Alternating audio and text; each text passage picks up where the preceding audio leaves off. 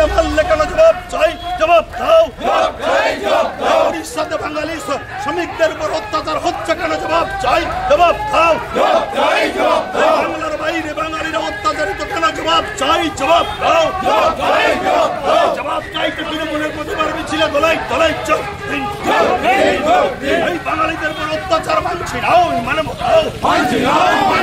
আপনারা সবাই জানেন যে পশ্চিমবঙ্গের মানুষ যখন বাইরে কোনো কাজ করতে যাচ্ছে তারা বাংলায় কথা বলছে বলেই বাংলাদেশি আখ্যা দিয়ে তাদেরকে মারধর করা হচ্ছে, কোথাও আটকে রাখা হচ্ছে, আবার তাদের নির্যাতন করা হচ্ছে।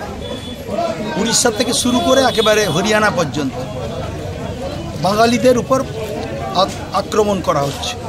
এবং বিজেপির নেতা অমিত মালব্য বলেছেন নিজেই বাংলা ভাষা বলে কোনো ভাষা নেই।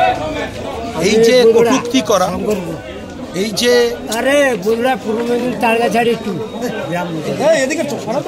বাংলা ভাষা নিয়ে এবং বাঙালিদের উপর যে অত্যাচার নির্যাতন হচ্ছে, মমতা ব্যানার্জি প্রথম কলকাতা শহরে মিছিল করে তার প্রতিবাদ করেছেন এবং পশ্চিমবঙ্গের প্রতিটি ব্লকে বিভিন্ন জায়গায় তিনি বলেছেন শনিবার অথবা রোববার যে কোনো একটা দিন আপনারা প্রতিবাদ করুন এবং বাঙালিদের অত্যাচারের বিরুদ্ধে এবং ভোটার তালিকা সংশোধনের নামে এনআরসি করার চেষ্টা করছি।